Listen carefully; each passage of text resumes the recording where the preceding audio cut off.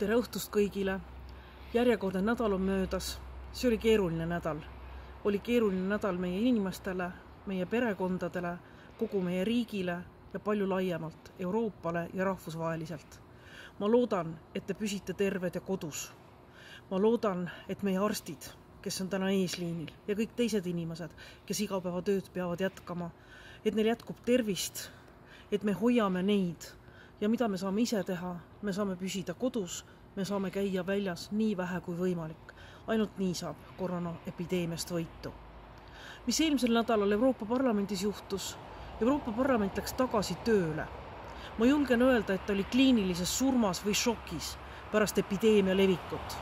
Eelmisel nädalal hakkas siis see rütm tagasi tekkima, toimus esimene plenaaristung pärast epideemia välja kuulutamist, millest ma kirjutasin pikalt ka Facebookis. Mina Brüsselisse kohale ei läinud, ei pea seda õigeks.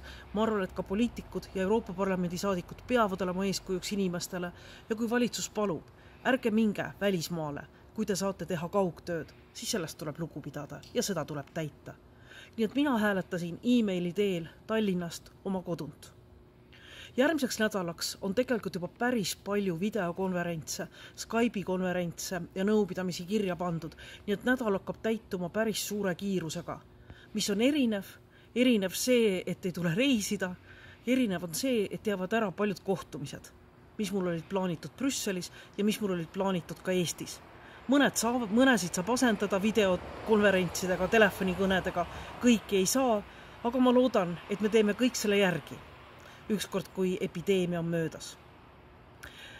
Minu karantiiniaeg sai läbi, olin kodus tegelikult 16 päeva ja tegin ära ka teise testi. Teine test oli samuti negatiivne, mis tähendab, et ma võin nüüd hakata tegutsema nii oma kodukontoris, mida ma teen niikuinii, kui ka Naiskodukaitsega. Naiskodukaitse on täna tööl mitmel objektil. Ollakse abiks piiriületustel, nendel vähestel piiriületustel, mis toimuvad. Ollakse abiks politseinikel, ollakse abiks Terviseametis, ollakse abiks meedikutel, ollakse abiks väga erinevates kohtades. Mina olen homme väljaõppele. Lähen kriisitelefoni 1247 väljaõppele. Ja ma loodan, et pärast seda saan sellel moel meie riigile, meie inimestele kasuks olla. Kuidas homne päev läheb ja kuidas järgmine nädal läheb, sellest räägin juba järgmine kord. Aga praegu soovin kõigile tugevat ja head tervist, püsigem kodus nii palju, kui me saame ja läheme välja ainult siis, kui me tõesti peame seda tegema ja oleme siis ettevaatlikud. Täidame seda reeglit, mitte rohkem kui 2 ja mitte lähemal kui 2 meetrit. Olge terved!